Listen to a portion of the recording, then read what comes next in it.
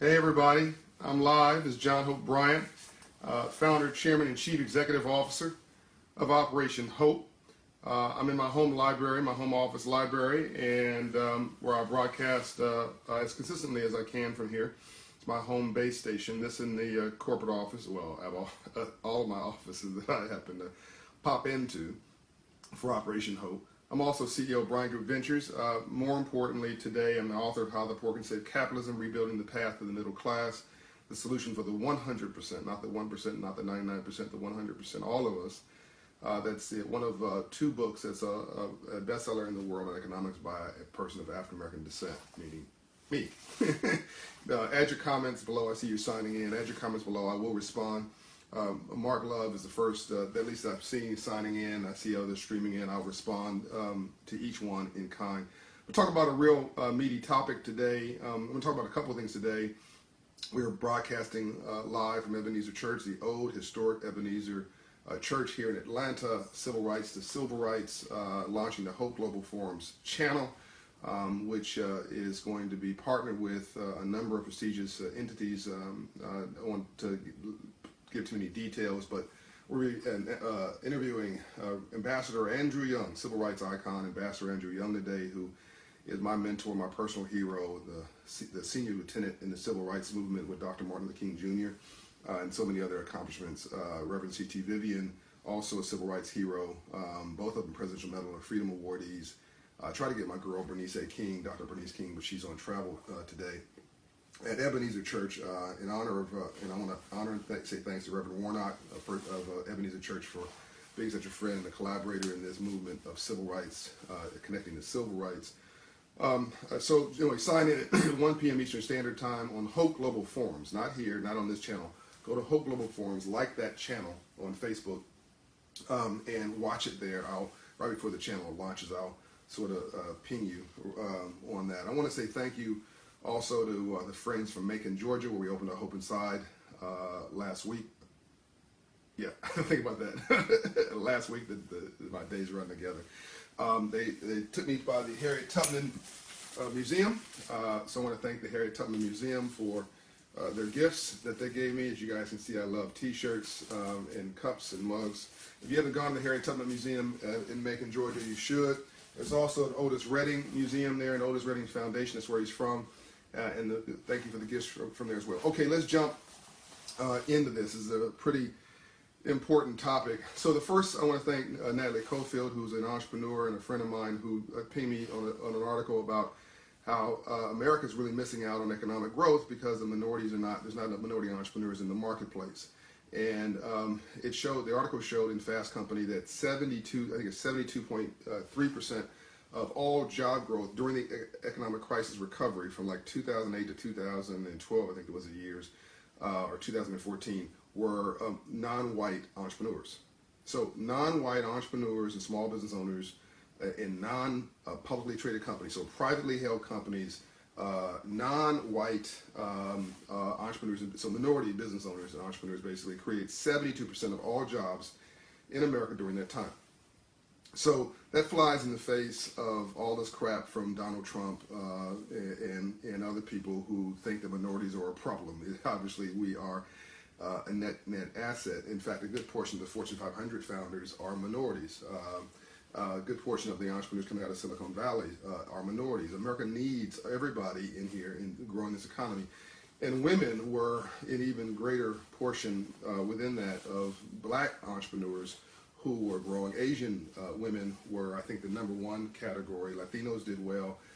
Asians were the #1 category overall for minorities. So the big positive news is that minority entrepreneurs created the vast majority of jobs in privately held companies during the economic recovery. So we helped America to recover. And so now let's turn to the topic of this session. I want you to send this to all your friends.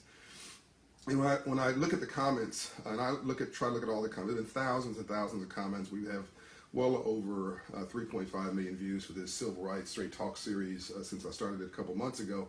You know, there's one category, brother, that really gets upset with me for saying what I say, and I've been trying to get to the bottom of why that is, and I think I figured it out. They have righteous indignation They're righteously upset that the system in the world seems to have stepped away from them. Frankly, no different than the Donald Trump is playing on the insecurities and the fears of male, white, high school educated men from rural America for whom the economy stepped away from them 40 years ago with the Industrial Revolution.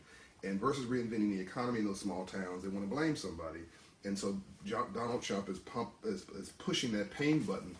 It's not about him, it's about their pain. And likewise, I think accidentally, I'm pushing a pain button for some of my brothers. I think 98% of the comments are extraordinarily, rational and supportive, but some of them just makes no sense. They just don't want to hear it. And I think it's because of this statistic that I just put up on the screen. 1 out of 6 young African American men between, I think it's 18 and 35, are either out of work or in prison. And by the way, the majority of them are not in prison. I think 5 out of the 6 are unemployed. 1 out of the 6 are in prison. And they're upset. They're frustrated because, like, man, what's wrong? There's nothing wrong with me. Why can't I succeed? Why can't I be prosperous? Right? Well, it's a combination of bad economic policy. Yes, it's a combination of we took the wrong lane.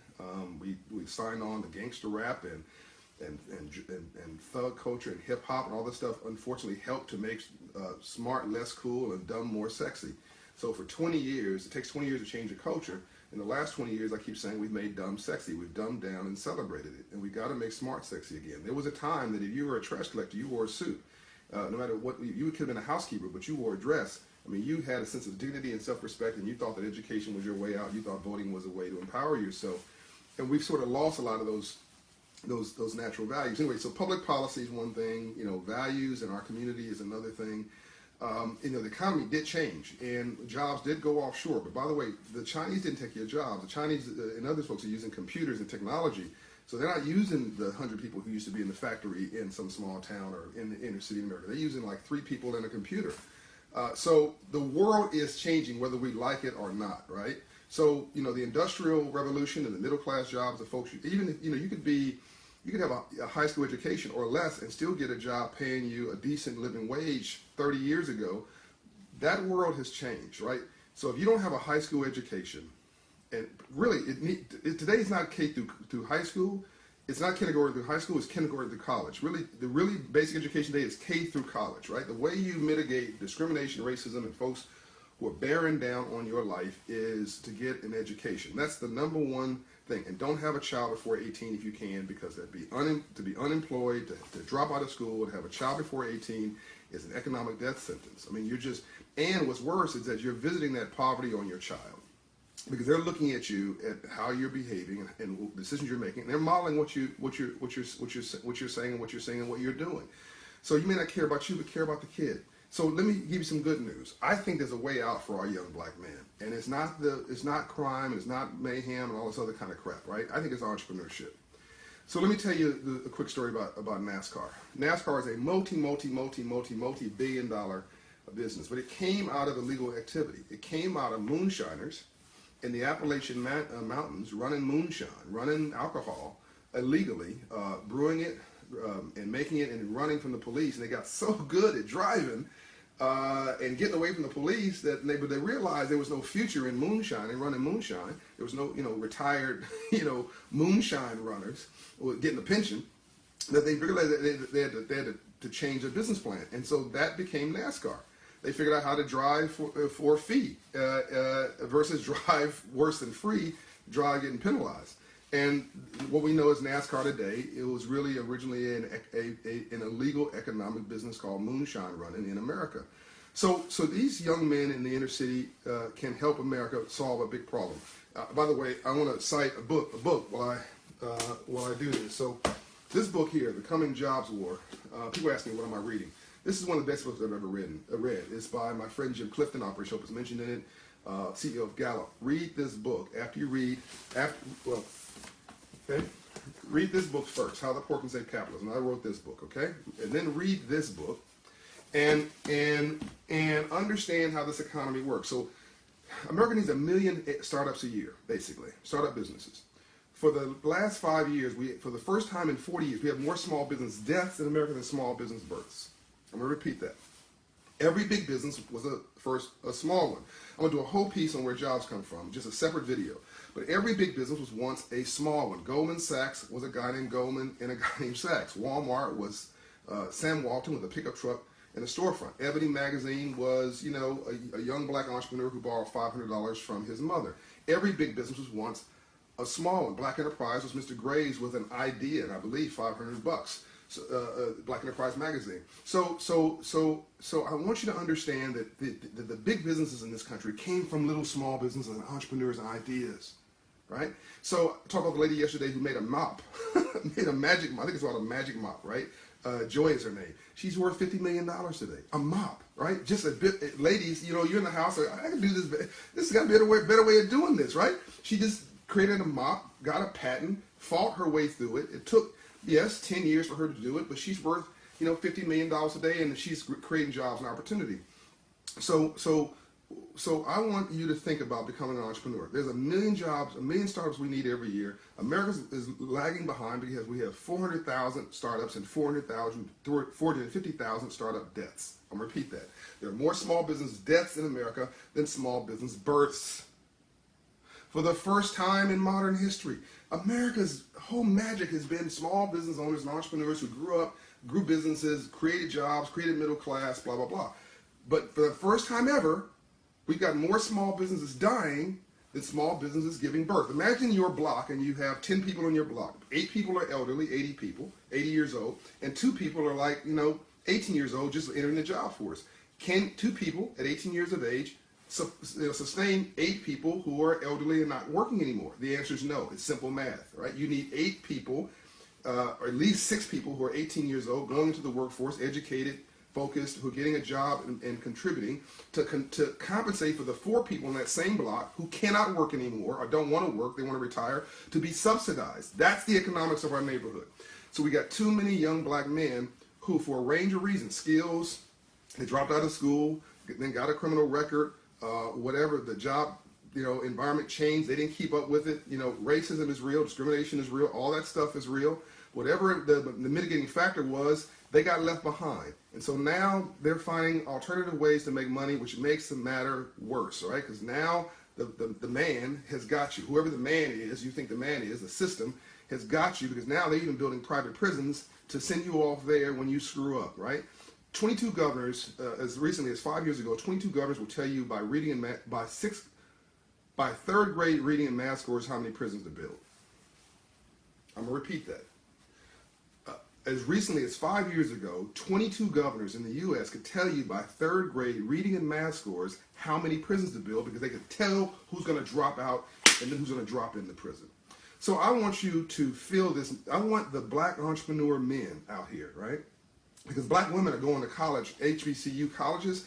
It's mostly black women going to HBCU colleges. Black men are not going at the record levels that we used to go.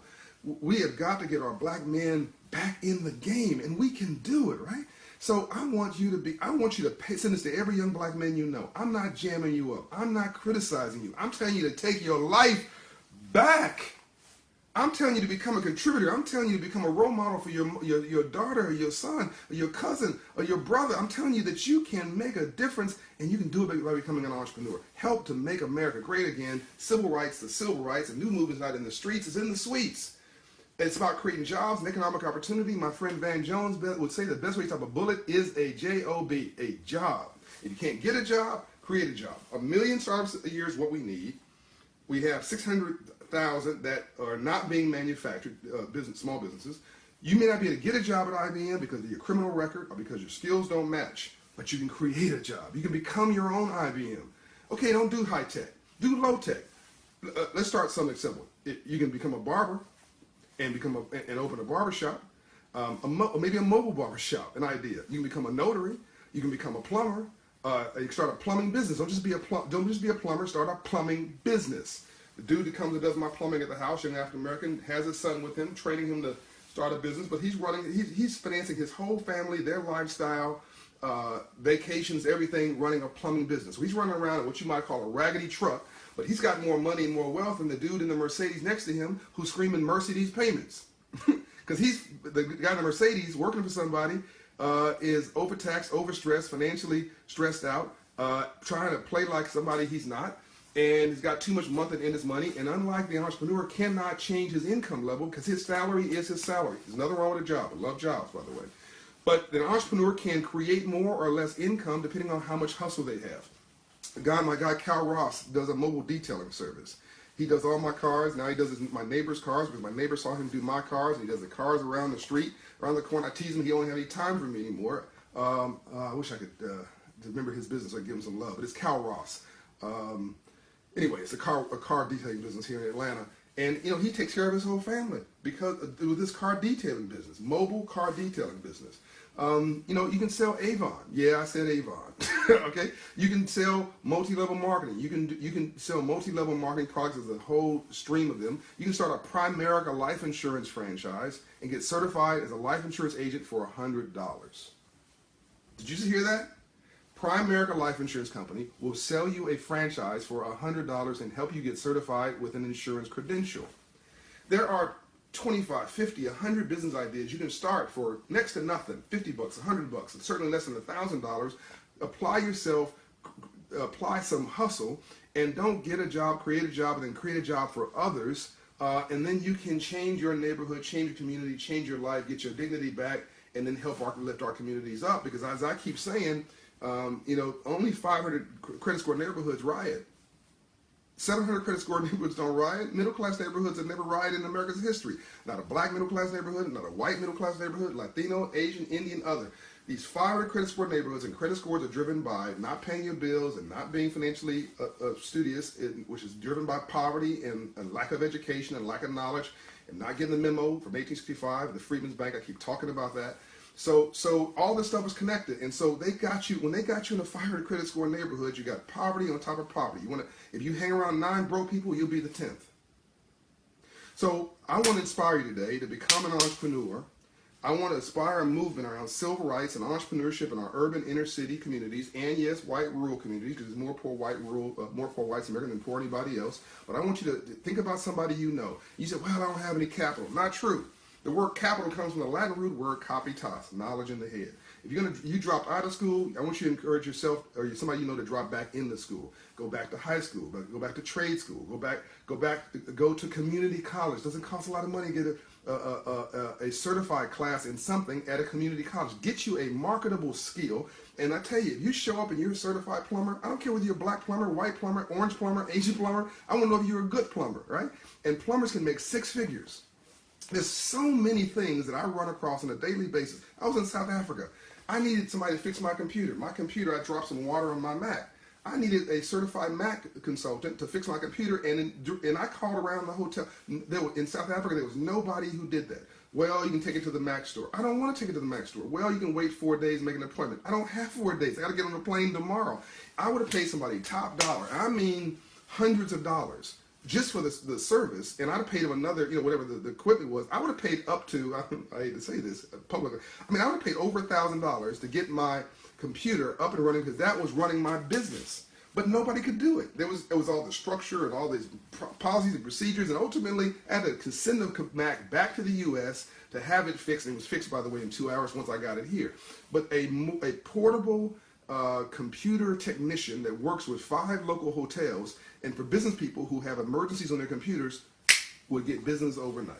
See, I just came up with this off the top of my head. I don't have any notes here, right? But I'm telling you, this is not complicated. That's why it's so important to have your attitude right, to be positive, to be aspirational, because you cannot create these ideas when you're depressed, when you're distressed, when you're pissed off, frustrated, angry, when all your time is spent figuring out what you're against, the racism and all this kind of stuff, versus figuring out what you're for. I want you to spend your time focused on what you're for. I'm going to give you a quick factoid stat, a factoid piece of information. Then I'm going to pivot to a couple books that I want you to consider about reading, and I want to go to some notes and sign off. So one of the reasons I keep focusing on civil rights, and this is not to any degrade of civil rights. Without civil rights, I wouldn't be here today. Without NAACP, Urban League, all these folks, I would not be here today. And by the way, the Urban League and NAACP had white and black founders. So get off this racial thing, right? There are racists everywhere, but there's also bums in your family. Okay, yeah. You don't need to go looking for racists to find a bum. So let's focus on our salvation, our prosperity, and our future. So we have attorneys, we have lawyers, we've got social science, we have PhDs, and we got doctors and master's degrees in the black community. I'm talking to everybody, of course, but I'm now talking this message. This little piece is for the black community, and of course, this topic on black men dropping out is a black male topic that affects everybody. All of these experts are civil rights experts. They're social scientists. They're focused on identifying, analyzing, understanding the problem. So all of our PhDs, the majority of our social scientists, the majority of our attorneys that came up through the civil rights movement, the majority of the folks who are passionate about and highly educated in our community, the majority of our commentators, of our leaders, are civil rights, social justice leaders that understand the problem better than I ever will. But the problem's not going to write you a check. Solving the problem is not going to get you a paycheck. Solving the problem is not going to feed your family. Understanding who the real boogeyman is and who really messed you up is not going to put food on your table or pay your mortgage or light your aspirations on fire. So not only do we need to understand where we came from and understand what we are against, we now need to understand where we're going and understand what we are for. So my mission of civil rights is about what we are for, giving you the tools to win. Don't you want to win? I want you to win. So entrepreneurship in the urban community has to be an obsession. If you're an entrepreneur, volunteer your time. Volunteer with Operation Hope, volunteer with the Urban League, but become a mentor, role model. Small business owner, volunteer. If you're a professional, volunteer to inspire somebody to be a professional, because an entrepreneur needs somebody to work for them, and there's going to be people with a college education.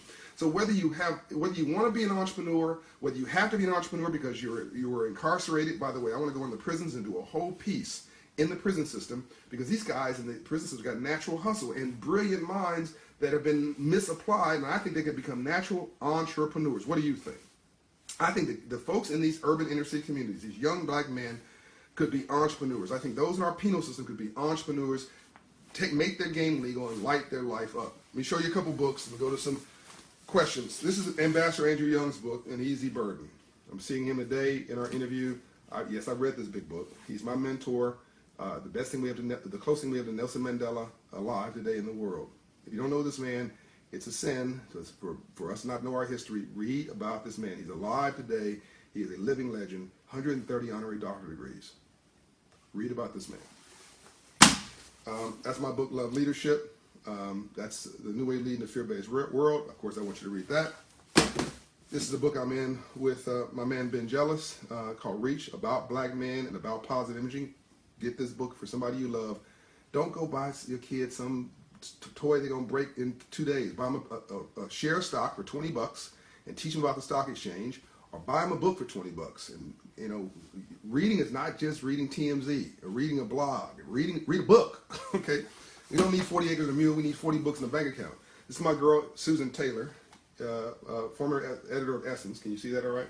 And she wrote a book called In the Spirit, which I love. She wrote this book probably 20 years ago, and I wanted to understand women.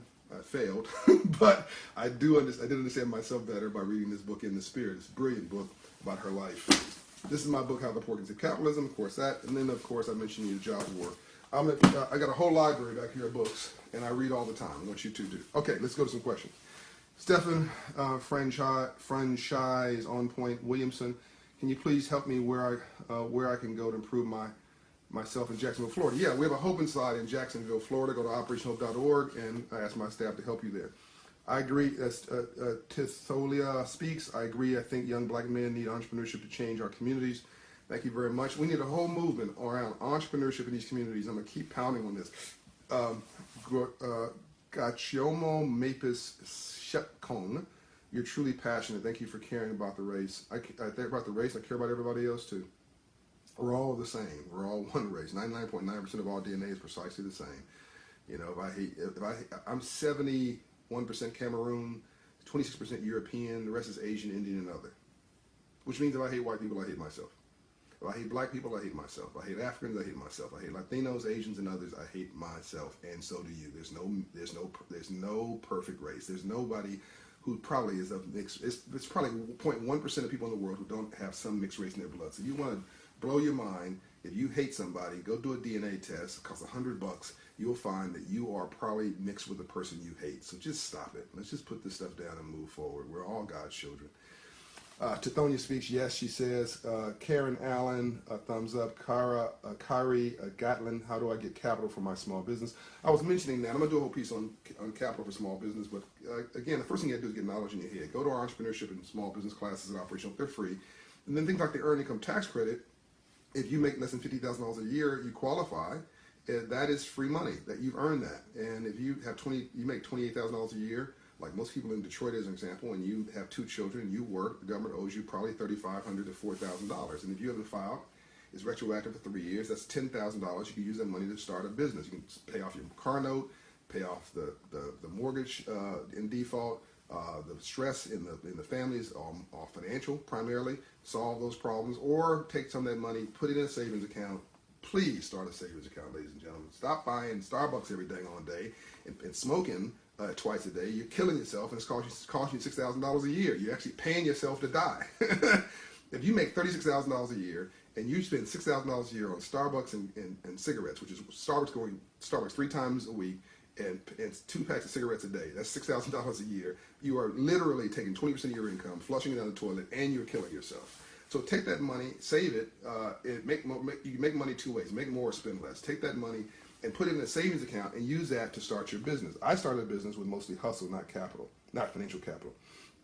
Corey Jenigan, let's awaken the Black community with knowledge. Sergio Ward, can you give a shout out to my daughter, Tasneen Ward? She got a golf scholarship to Savannah State University. Yay! God bless you, Tasneen. I'm proud of you.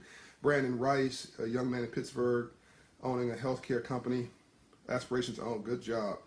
These notices are coming really quick, so I'm doing them as fast as I can. Marvin Twice, I've noticed all successful people read. Yes! Hello! All successful people read. Now you're starting to get it. I'm going to do a whole piece called Stop Obsessing About 40 Acres and a Mule.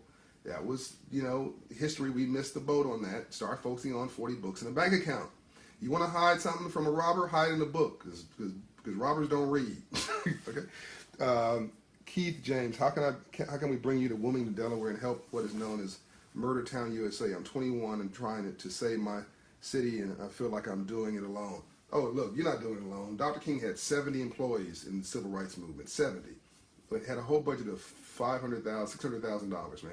So, and he changed the world, did it without firing a shot, and at the same time taking on criticism and feeling depressed and lonely. You're not alone. Sign on to the Civil Rights Movement. Like it on the Facebook page. Like this page. Tell your friends about it. Sign on to Operation Hope. We're going to create a membership category for $25 so everybody can become a member of Operation Hope soon. So count on that within the next 30 days. But in the meantime, this is costing you nothing. I mean, it's going to cost you nothing. You can become a member for $25 soon. But I mean, it still costs you nothing. I don't want anything from you.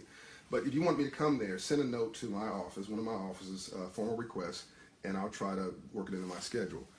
Okay, Amber Richardson, thank you for all you do. Thank you very much. I look forward to watching your videos every day. I'm not just a hearer, I'm a doer. PhDs are good, PhDs are better. Victor Scott, we definitely need more entrepreneurship in South Africa. Oh my God, yes. You know, in South Africa, you have 50 million people and 5 million taxpayers. Okay, you just stop there. Don't say anything else.